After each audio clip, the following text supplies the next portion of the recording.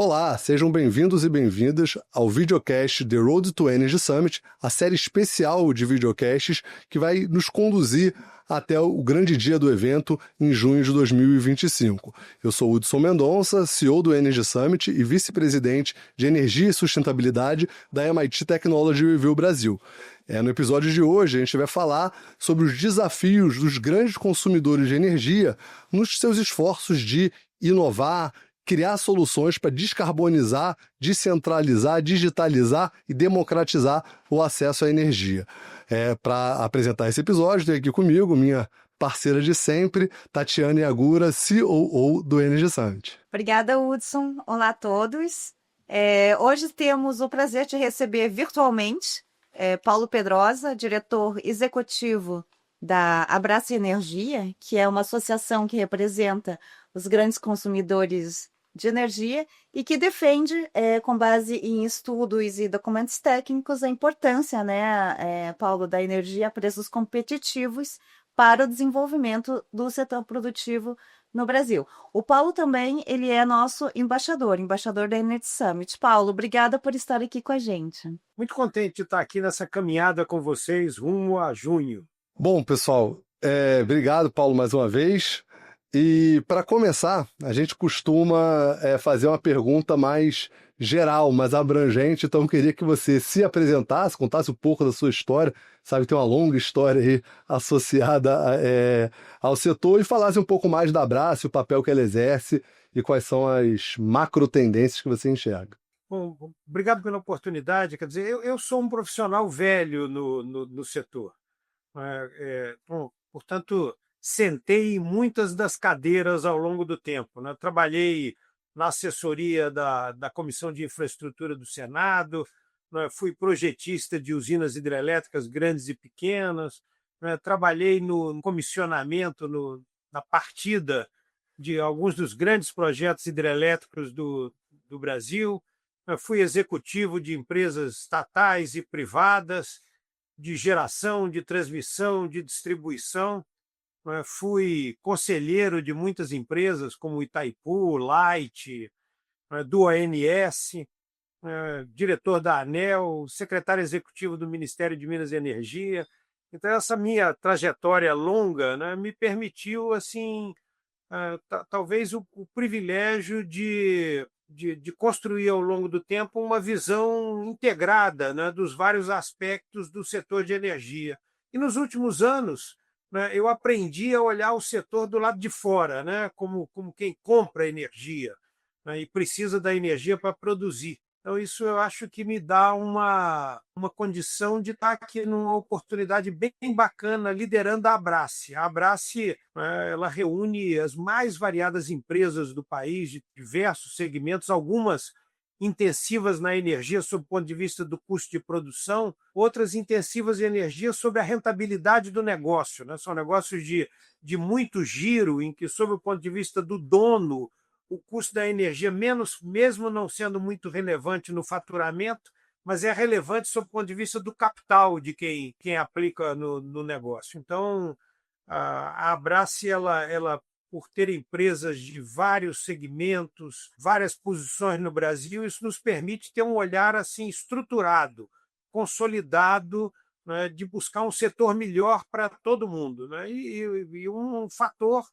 de competitividade. Eu posso dizer assim, a grosso modo, para dar dimensão da questão, né, o boleto de energia que os nossos associados pagam supera 100 bilhões de reais por ano.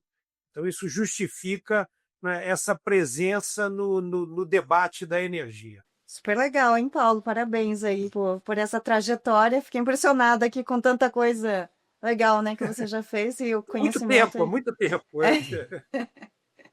Mas como você estava falando, então, a Abrace reúne aí mais, né, tem vários tipos, né, uma variedade enorme aí de grupos empresariais,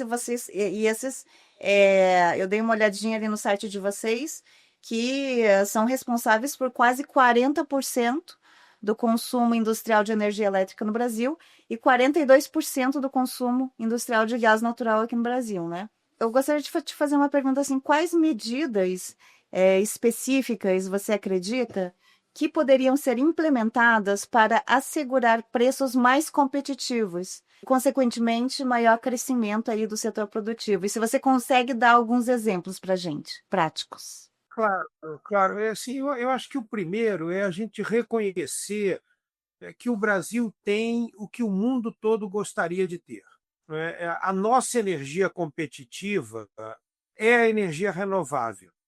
Se a gente olhar para o mundo, eu acho que está havendo esse reposicionamento, o governo Trump, né, falando muito no óleo e no gás, né, mas é um movimento que, no fundo, está focado na competitividade e no fortalecimento da própria indústria americana, porque lá o gás natural do shale gas é o combustível mais barato à disposição do país. Então, nós aqui no Brasil temos na energia renovável o nosso fator de competitividade. E isso nos coloca no mundo assim na condição de dizer nós podemos produzir a bom preço produtos de baixa emissão. Então nós vamos combinar, né, a questão da competitividade com a questão da baixa emissão. E nós somos um país confiável. O Brasil tem boas relações com o mundo inteiro, não tem conflitos internos, políticos, religiosos, étnicos. O Brasil tem instituições sólidas e essa deveria ser a base, a estratégia de um projeto de desenvolvimento para o país. E energia é um pilar importantíssimo nisso. O que nós precisamos fazer é não atrapalhar. Quer dizer, na verdade, o que a gente vem fazendo ao longo dos anos é destruir esse potencial de energia limpa e barata, né, e, com isso, destruir uma perspectiva de futuro do Brasil. É muito triste quando a gente olha o que tem acontecido no mundo, né? Nos últimos 10 anos, chega a ser assustador. Né? China e Índia cresceram 75%. A média do mundo cresceu 35%. E nós, no Brasil, crescemos 8% na média. Quer dizer, se nós tivéssemos crescido a média do que o mundo cresceu, nós brasileiros estaríamos olhando para o lado e olhando um país 25% maior, com mais obras, com mais usinas, com mais consumo de energia. Eu acho que depois a gente detalha as oportunidades, mas a missão, a visão central é essa: é não destruir esse potencial que o Brasil tem, deixar esse potencial fluir para a qualidade de vida das pessoas e para o desenvolvimento do país. O fim deve ser fazer a transição da nossa sociedade junto com a transição energética para uma sociedade mais próspera e mais justa, né? E não escolher atender um interesse específico dentro da conta de energia que pode ser bom para alguém, mas que vai ser ruim para o conjunto do país. Impressionante esse número que você falou, né?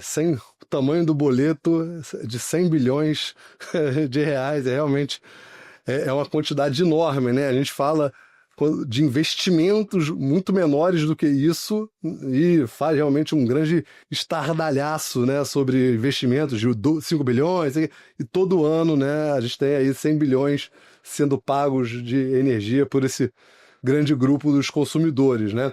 E aí, um pouco antes de começar aqui, estava batendo um papo, né, fazendo o nosso aquecimento, você falou uma coisa que eu queria que você falasse um pouco mais, né, que hoje quase todas as políticas públicas são desenvolvidas olhando de energia, né, as políticas públicas focadas em energia, na geração, nos geradores, transmissão, distribuição, ou seja, na cadeia de geração de energia. E você trouxe um conceito que eu achei super interessante, que é pensar nas políticas de quem consome, né, incluir o consumidor, a demanda na formulação e na visão dessa política.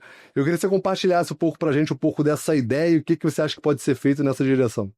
Hudson, nós, inclusive, acabamos de divulgar um estudo feito pela Price Strategy para a Abrace, que explora esse ângulo. A gente está dizendo, o Brasil, quando a gente fala de transição energética, no geral, o foco é a indústria da transição energética. E, no geral, o movimento é viabilizar a indústria da transição energética criando um ambiente de investimento de baixo risco.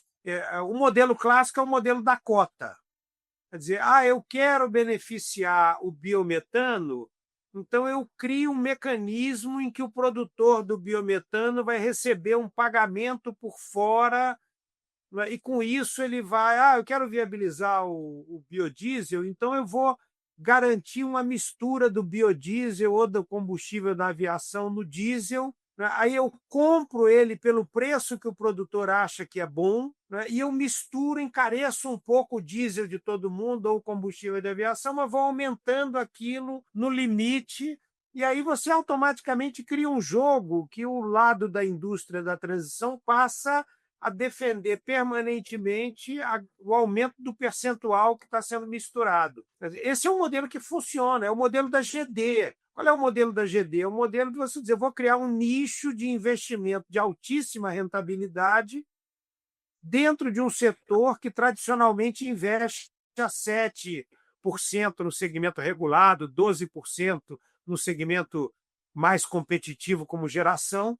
Dentro desse setor, eu vou criar um nicho de investimento que vai ter investimento de 20%, 30% de taxa de retorno anual com base em exportar custo para os demais. Quer dizer, esse mecanismo trouxe distorções enormes na economia. Quer dizer, nós estamos tendo o brasileiro rico instalando um painel solar na casa dele e comprando um carro elétrico importado. O painel não usou alumínio nem vidro nacional, o carro não usou plástico, vidro, borracha, aço nacional, não pagou imposto aqui, não gerou emprego aqui, e esse consumidor que acha que está salvando o planeta provavelmente emite muito mais do que alguém que tivesse um carro a etanol brasileiro, e ele é subsidiado mensalmente em torno de R$ 2.000 pelo conjunto de consumidores brasileiros. Então, esse é um exemplo pequeno, mas ele mostra quase que uma insanidade.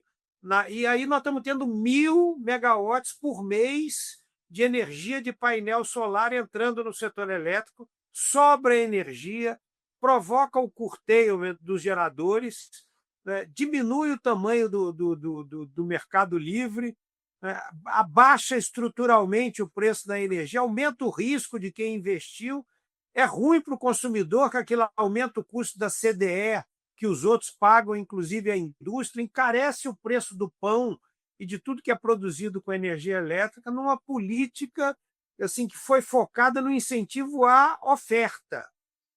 Então, a gente acha que para resolver isso e para equilibrar o jogo, a gente tem que incentivar o consumo. Quer dizer, o MEI tem que ter um espelho do incentivo à oferta no consumo. Se eu tenho direito ao REID, a debênture incentivada, se eu tenho direito à depreciação acelerada, se eu tenho direito a um fundo garantidor, a um fundo de proteção cambial, se eu tenho direito a um reiki, sei lá, a um mecanismo para produzir a energia eólica ou solar, eu deveria ter algo semelhante para comprar a caldeira elétrica ou o motor elétrico eficiente, né, que vai utilizar aquela energia. Aí as coisas se combinam, né, e, ao mesmo tempo, você gera um ciclo virtuoso, né, de desenvolvimento para o país. E vale para o gás natural, quer dizer, não é só para a energia elétrica. O gás natural é um combustível de descarbonização. Quer dizer, ele poderia, por exemplo, estar substituindo carvão importado na siderúrgica. É a maior oportunidade localizada de redução de emissões no setor industrial,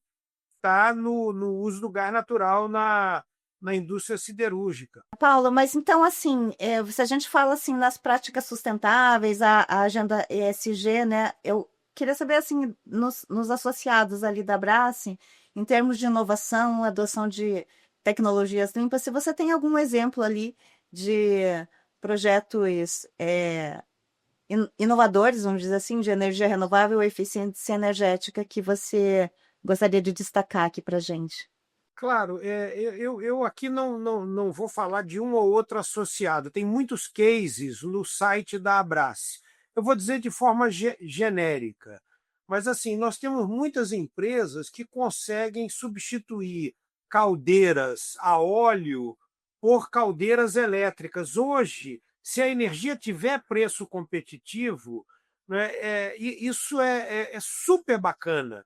É bacana sob o ponto de vista ambiental, pode ser bacana sob o ponto de vista econômico, e para as empresas é uma facilidade enorme. Quem já trabalhou com uma caldeira a óleo, né, sabe das dificuldades de manutenção, de vazamento, de estocagem de combustível. Então, você tem uma caldeira elétrica que você vai num botãozinho lá e ela reage imediatamente, também é muito mais prático para o processo produtivo. Nós temos situações em que empresas elas podem armazenar calor, né, em determinados momentos. Então, na hora de pico, que a energia está barata, uma empresa pode acumular calor no equipamento e depois utilizar aquilo no seu processo produtivo. É muito mais barato do que, por exemplo, uma bateria convencional de níquel-cádmio, né? E você pode trazer uma sinergia positiva entre o setor de energia e o setor industrial.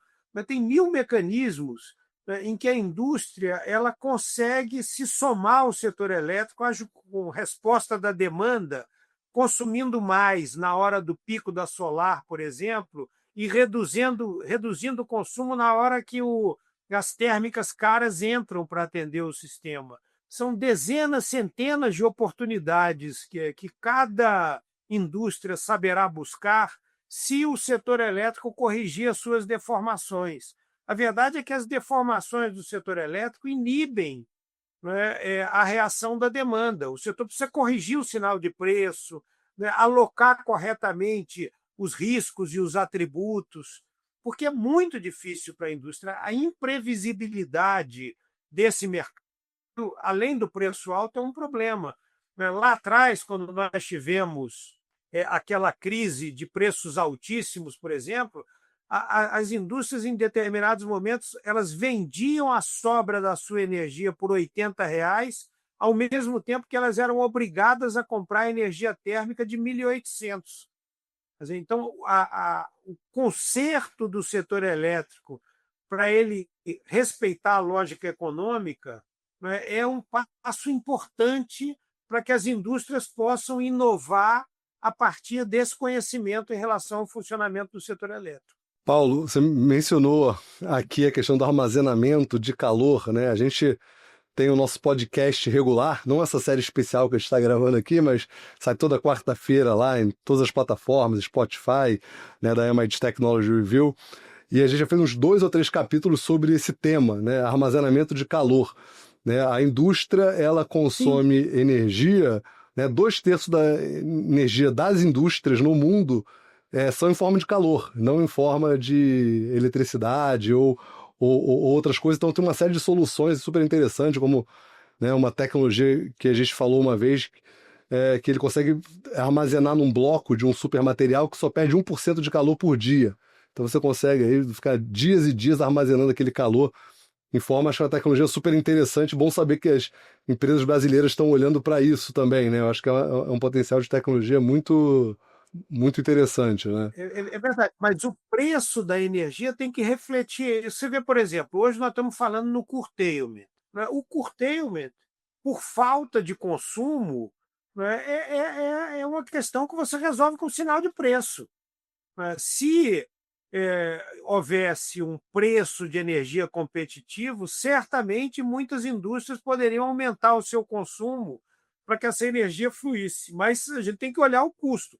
Porque se o PLD mínimo está na ordem de 70 e o encargo mínimo está na ordem de 70, então eu parto de um patamar de R$ 140 o megawatt-hora. Se eu vou pagar mais 15 de transporte, né, e se ainda vai ter um encargo de reserva de potência, o mercado não vai reagir a R$ 200 o megawatt-hora de piso de preço. Ele precisa ter o mecanismo do setor, precisa encontrar maneiras de resolver esses problemas com eficiência, como outros mercados fazem. Aí sim vai fazer sentido, por exemplo, qualquer indústria que tem um aquecimento, armazenar calor e utilizar esse calor em determinados horários, né, reduzindo, por exemplo, o consumo de gás ou mesmo de energia elétrica. Esse potencial do gás também quando a gente fala de energia, né? O gás, muitas vezes, teve uma conversa até aqui com a Renata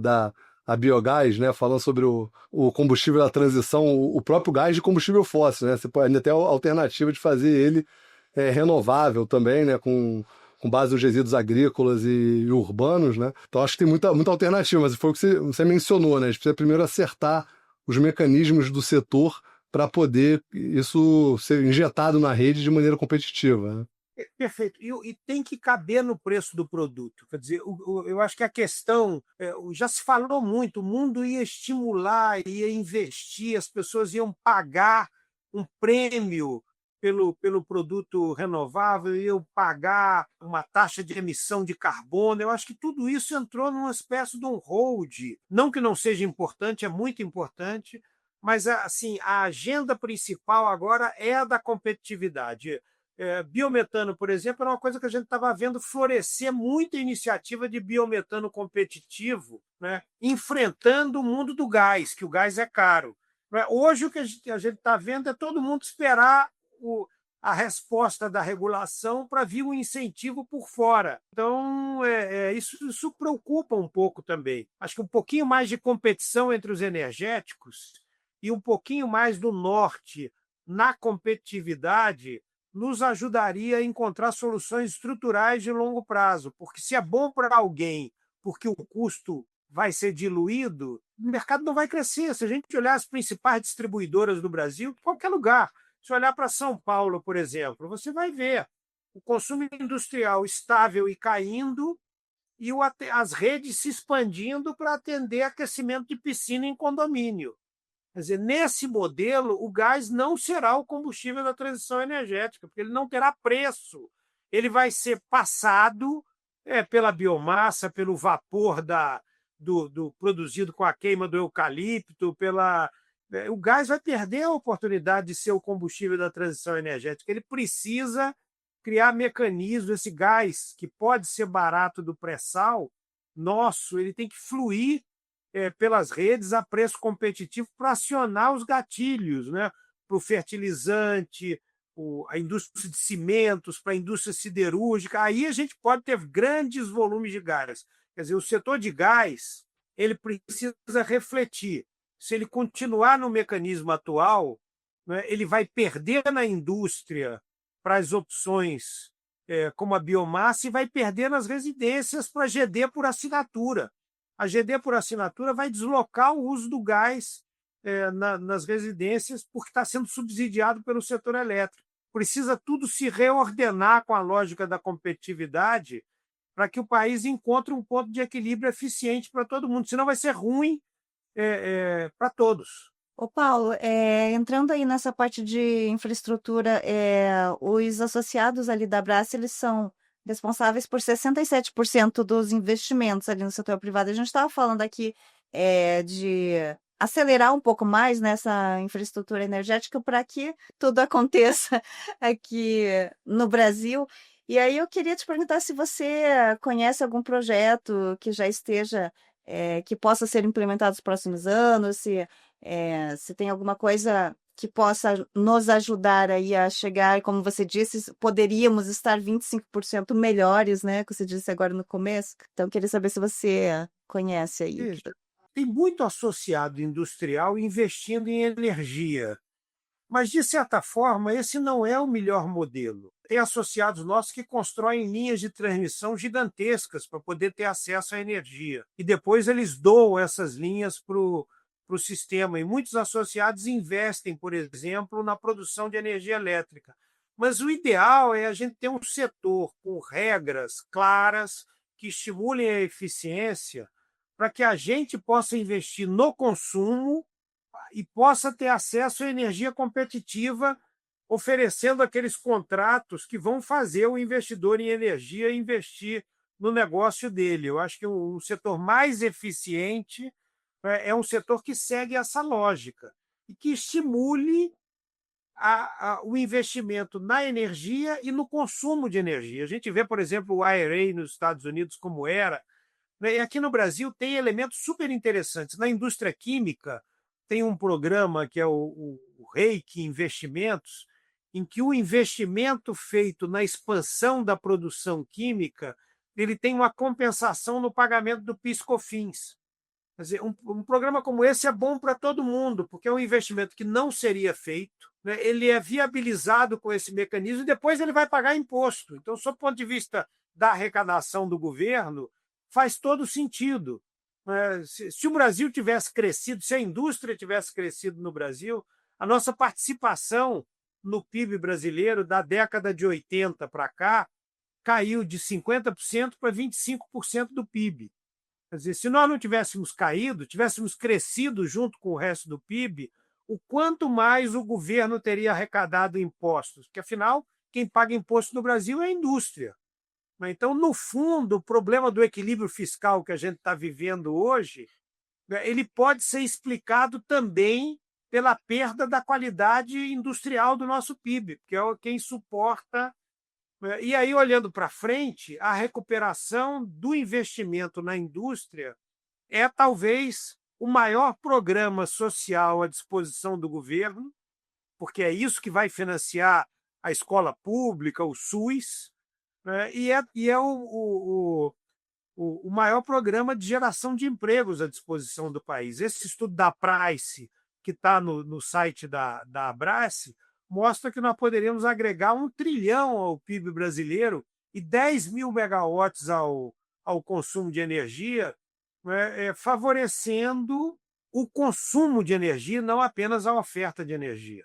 Paulo, você mencionou um ponto aqui que estava aqui no gatilho para fazer essa pergunta aqui, né? A gente tem essa relação de discutir o crescimento da indústria com o MIT, né? Uma universidade de engenharia, né? Ou seja, o pessoal, né? Quando a gente compara lá o pessoal do Vale do Silício, lá nos Estados Unidos tem essa briga, né? A galera ali da Kendall Square, ali, Harvard, MIT, contra o pessoal de Stanford ali do Vale do Silício, né? E a gente fala muito dessa questão do impacto que a indústria tem, né? O número que a gente viu lá no site, né? A gente tem um número impressionante no Energy Summit que a gente levou CEOs e C-Levels por Energy Summit, que representa 1,8 milhões de empregados, funcionários. E a Abrace tem 3,2, é quase o dobro do que a gente consegue da associação, né? Um número ainda mais impressionante, né? É o poder que a indústria consegue fazer em termos de geração de emprego. E aí, quando a gente fala de transição energética, aqui nas nossas conversas, né, no próprio Energy Summit, na MIT Technology Review, a gente sempre usa o conceito dos 4 Ds, né, que é descarbonizar, que talvez seja o lado mais conhecido da transição energética, mas a gente também fala em digitalizar, também fala em descentralizar e também fala no último D, que é o democratizar, ou seja, tornar a transição energética acessível ao maior número de stakeholders possível. Como é que você enxerga esse movimento da transição energética, da energia na indústria, como um mecanismo de geração de emprego, né? Você falou de competitividade aqui bastante, eu acho que essas coisas estão de alguma maneira relacionadas, né? Claro, claro. E não é só no emprego, quer dizer, as escolhas que a gente faz no setor de energia, e elas são feitas no Congresso muitas vezes, né, nós temos que ser capazes de mostrar que elas não são democráticas. Quer dizer, quando a gente escolhe, por exemplo, isso está lá num dos jabutis do PL das eólicas offshore, né, que foi vetado pelo presidente Lula, né, com recomendação muito forte de veto do vice e ministro do Desenvolvimento Geraldo Alckmin, do ministro Haddad, da ministra Marina e do ministro Silveira. Né, quando a gente escolhe obrigar o brasileiro a comprar energia elétrica produzida a partir do hidrogênio verde, produzido a partir do etanol no Nordeste, a gente está escolhendo atender um empreendimento, uma região, em detrimento de aumentar em 3 bilhões de reais por ano a conta de energia no Brasil. Então, isso não é democrático. Quer dizer, o brasileiro de pouca renda, ele vai comprometer um pedaço maior na renda dele na conta de luz, ele vai deixar de consumir alguma coisa para atender aquele interesse e ele não foi ouvido. E isso também vai representar menos empregos. Quer dizer, o grande potencial de crescimento do Brasil está na energia limpa e competitiva. Quando a gente escolhe alternativas que destroem esse caminho, nós não estamos sendo democráticos, nós não estamos ouvindo os melhores interesses da sociedade. Aí é talvez uma falha nossa. Nós, do setor, precisamos nos comunicar melhor com o Congresso. Temos feito isso, acho que uma coisa muito bacana é que as indústrias de energia, há 10 anos atrás, elas não ligavam muito para esses jabutis quando não afetava diretamente a cada uma delas. Hoje elas estão vendo que afeta. o jabuti de um vira o GSF da outra. O jabuti de um vira o curtailment da outra. Então, as empresas de energia estão também agora mobilizadas junto com os consumidores nesse enfrentamento do Congresso. Então, eu digo o seguinte, a solução mais democrática para o país, né, que atende à sociedade, aos consumidores, é deixar a energia limpa, barata e segura que a gente pode produzir aqui, fluir para as pessoas e para a economia brasileira. Porque aqui nós temos o que o mundo quer.